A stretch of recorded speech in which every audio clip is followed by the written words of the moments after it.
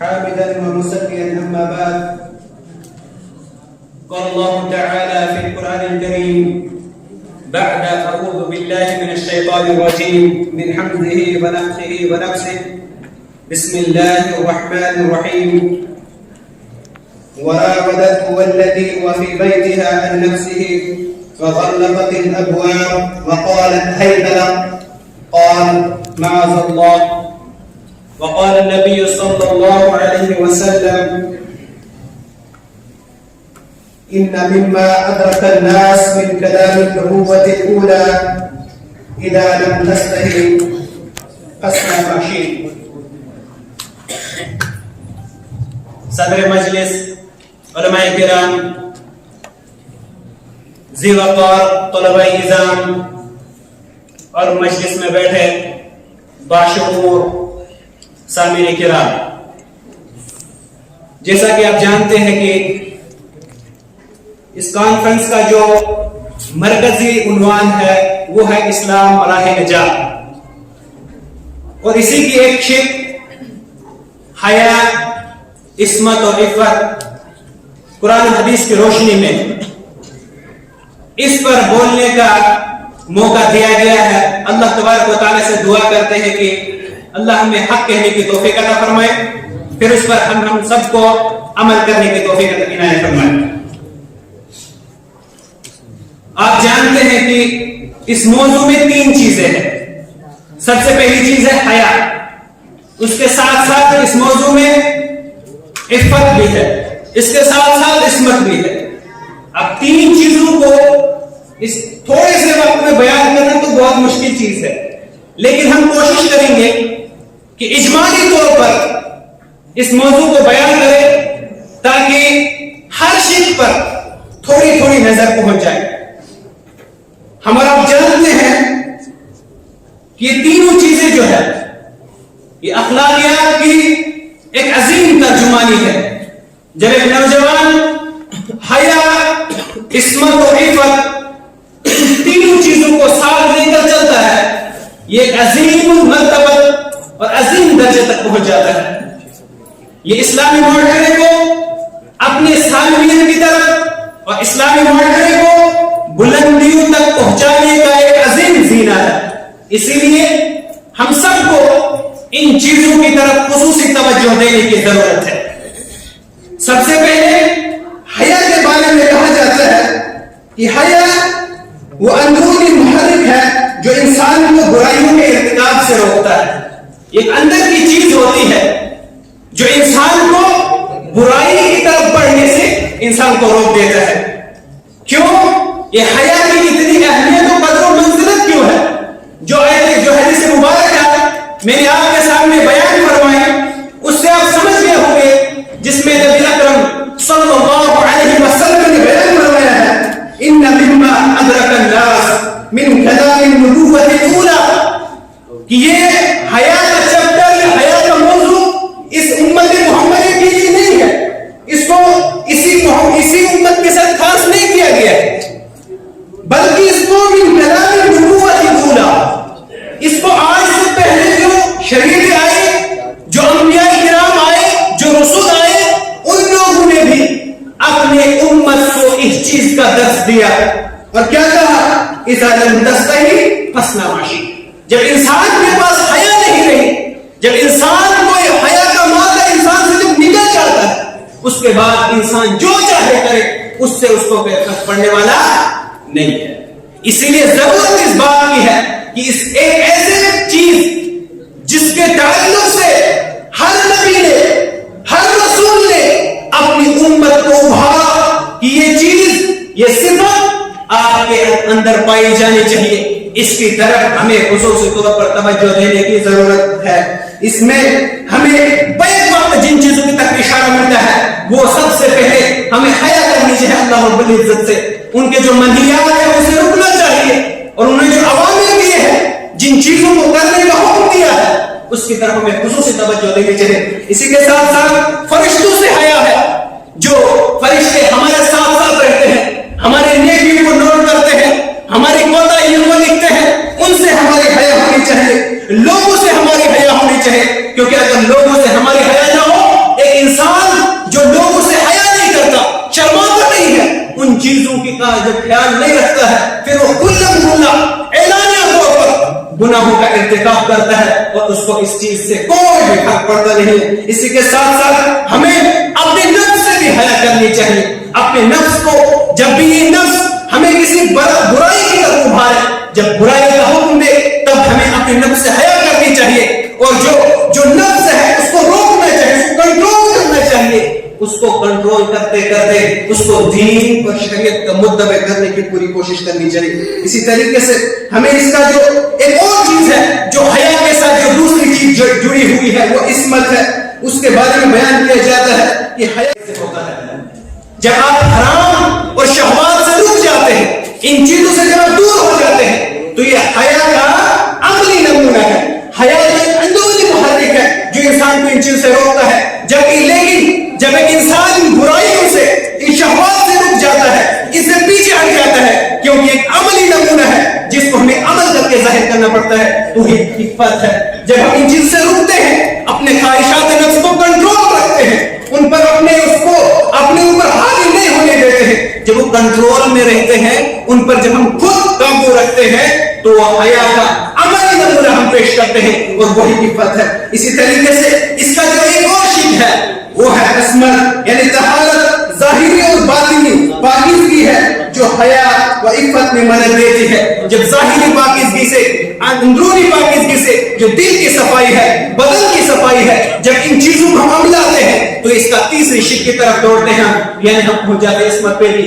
حیا بھی, عفت بھی, عصمت بھی, اگر ان تینوں چیزوں کو اگر آپ کو کسی ایک جگہ پہ ڈھونڈنا ہوگا تو ہم کہاں ڈھونڈیں گے؟ جو آیت کریمہ میں نے آپ کے سامنے بیان کی, آج کے نوجوان کو اس سورت کو خصوصی طور پر پڑھنا چاہیے, اور جو آیت کریمہ میں نے بیان کی وہ سورہ یوسف کی آیت نمبر 23 ہے. خصوصی طور پر آپ سب لوگ جب آپ اپنے گھروں میں جائیں گے, آپ کے پاس وقت ہو, تو سب آپ کو لوگوں کو اس آیت کریمہ کا ترجمہ پڑھ کے, اس کے مفاہیم کو, اس کی تفسیر کو پڑھنے کی سخت ضرورت ہے. آج ہمارے معاشرے کی جو حالات ہے, ہمارے نوجوان جس چیز سے ڈگر پر چل پڑے ہیں وہ بہت خوفناک ہے. اس چیز پر ہمیں قدغن لگانے کی سخت ضرورت ہے. والدین کو ہوش میں لا لینے کی ضرورت ہے. ہمارے نوجوان جو آج تک جس ڈگر پر, جس راہ پر, جن لوگوں کو انہوں نے اپنا آئیڈیل اور ماڈل سمجھ رکھا ہے, جن لوگوں کو کی راہ پر, جن لوگوں کے طرز عمل پر ان لوگوں نے چلنا شروع کر دیا ہے, ہمارے اس معاشرے میں خیر آنے والا نہیں ہے. اس ہمارے نوجوان کو اس کو بتانا چاہتا ہوں, اس کے گوش گزار کرنا چاہتا ہوں.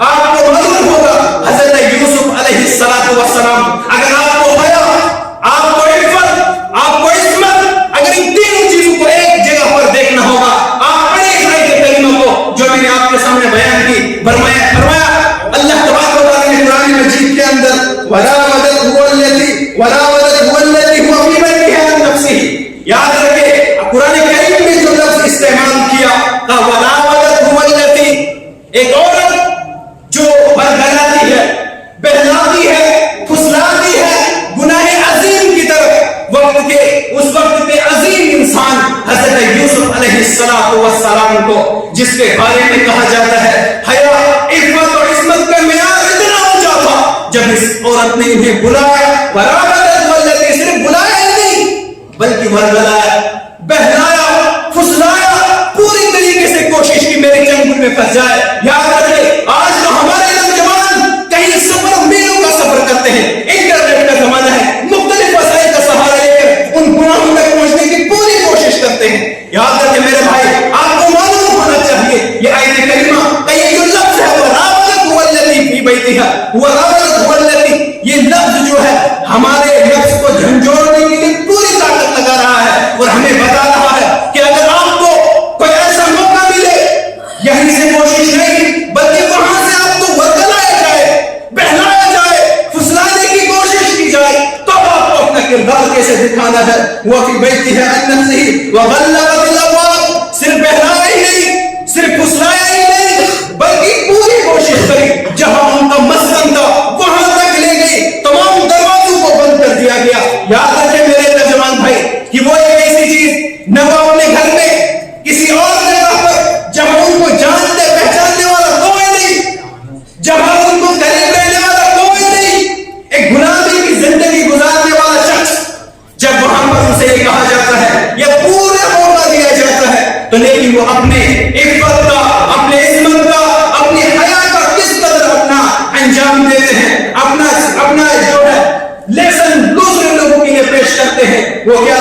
فغلقت الابواب وقالت حيث لك، اتنا ہی نہیں کہا، وہاں سے دروازے نہیں بند کیے، تو وہاں پر پوری کوشش کرنے کے بعد اس کے بعد ان سے کہا آپ جو جس ارادے سے میں نے آپ کو بلایا ہے آپ اس کام کو کر گزریے، یہاں کوئی ہمیں دیکھنے والا نہیں ہے۔ لیکن جو جواب یوسف علیہ السلام نے اس حالت میں دیا، وہ جواب ہم سب کو یاد رکھنے کی ضرورت ہے۔ اس جواب کو ہمیشہ اپنے دل کے اندر، اپنے ذہن کے اندر رکھنے کی ضرورت ہے۔ کہا قال معاذ اللہ کی پناہ، جس کام کے لیے، جس خبیث کام کی طرف مجھے دعوت دی جا رہی ہے، میں اس کام کے بارے میں کہتا ہوں معاذ اللہ کی پناہ، میں ایسا کام نہیں کر سکتا ہوں۔ یاد رکھیے جب اس سورت کو آپ پڑھیں گے اس میں مختلف طریقے کے آپ کو چیپٹرز ملیں گے۔ وہاں پر یوسف علیہ السلام جہاں تھے وہاں پر کوئی جاننے پہچاننے والا نہیں، ایک ایسا جوان جس کو ان چیزوں کی تکمیل کے لیے کوئی اور دوسرا وسائل موجود نہیں۔ بہت سارے دروس اس آیت کریمہ کے اندر ہمیں ملتے ہیں اور ہمیں ان چیزوں کی طرف خصوصی طور پر اپنے جوانوں کو لے جانے کی سخت ضرورت ہے۔ کیوں؟ اگر ہم نے ایسا نہ کیا، اگر ہم نے اس حیا کا، اس عصمت کا، اس عفت کا خیال نہ رکھا اور اپنے معاشرے میں ان چیزوں کو عام نہیں کیا، ان دروس کو عام نہیں کیا، تو ہمارا معاشرہ، ہمارا جوان جس مغرب کی طرف دیکھ کر اپنے آپ کو عزت اور بلندی پر پہنچانا چاہتا ہے، یاد رکھ میرے جوان، اگر آپ کو اس کی مثال، زندہ مثال دیکھنی ہے تو آپ مغرب کے ٹائم سورج کی طرف دیکھ لیا کرنا۔ وہ کیونکہ ایک شاعر نے کہا تھا، پہلا مصرع تو یاد نہیں آ رہا، دوسرے مصرے میں کہا کہ مغرب کی طرف جاؤ گے تو ڈوب جاؤ گے، مغرب کی طرف جاؤ گے تو ڈوب جاؤ گے۔ یاد رکھو مغرب سے ہمارا کوئی حل نکلنے والا نہیں ہے سوائے ڈوبنے کے۔ وہاں پر جس چیز کو اعلیٰ کردار اور معیار وہاں سے پیش کیا جا رہا ہے، یاد رکھ میرے نوجوان، اس سے تجھے کچھ حاصل ہونے والا نہیں ہے۔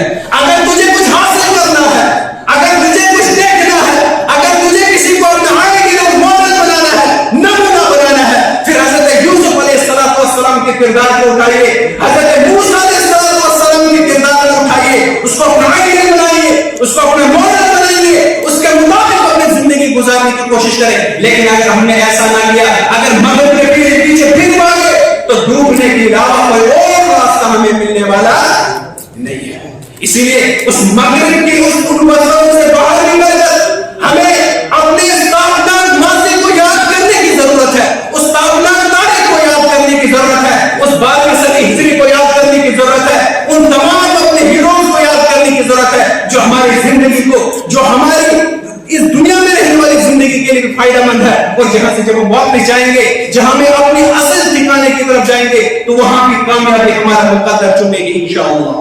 اسی لیے ہم مغرب کا راستہ چھوڑیں گے انشاءاللہ، حقیقی طور سے انشاءاللہ چھوڑیں گے انشاءاللہ۔ جو حقیقی ہمارے آئیڈیل اور ماڈل ہے اس کی طرف ہم اپنے آپ کو بڑھائیں گے اور انشاءاللہ وہیں سے ہماری کامیابی ہوگی۔ اس حیا، عصمت و عفت کی طرف اگر ہم اس پر عمل کریں گے، اس سے ہمیں فائدہ کیا ہوگا، اس سے ہمیں فائدہ کیا ملے گا؟ اس بہت بڑے فائدے ہوں گے۔ سب سے پہلی چیز جو فائدہ ہمیں ملے گا، اللہ کی محبت نصیب ہوگی۔ اللہ تبارک و تعالیٰ پاک لوگوں کو پسند کرتا ہے، اللہ کی محبت ہمیں حاصل ہوگی۔ اسی طریقے سے ہمارا معاشرہ امن و سلامتی کی طرف بڑھے گا۔ ہمارے معاشرے میں جو غیرت کا فقدان ہے اس کی بڑی وجہ مغرب کی تابعداری ہے۔ اگر ہم نے اس تابعداری کو چھوڑا تو ہمارا معاشرہ دوبارہ سے انشاءاللہ جس غیرت پر قائم تھا اسی غیرت کی طرف دوبارہ لوٹ آئے گا انشاءاللہ۔ اسی طریقے سے ہمارے معاشرے میں لوگوں کی عزت و وقار پیدا ہوگا، عزت بڑھے گی، ہمارے معاشرے میں لوگوں کے لیے وقار بڑھے گا۔ اسی طریقے سے ہمیں عزت اور دوسرے لوگوں کے لیے ہمیں مسیحت، سالمیت اور ہمارا معاشرہ سالمیت کی طرف بڑھے گا۔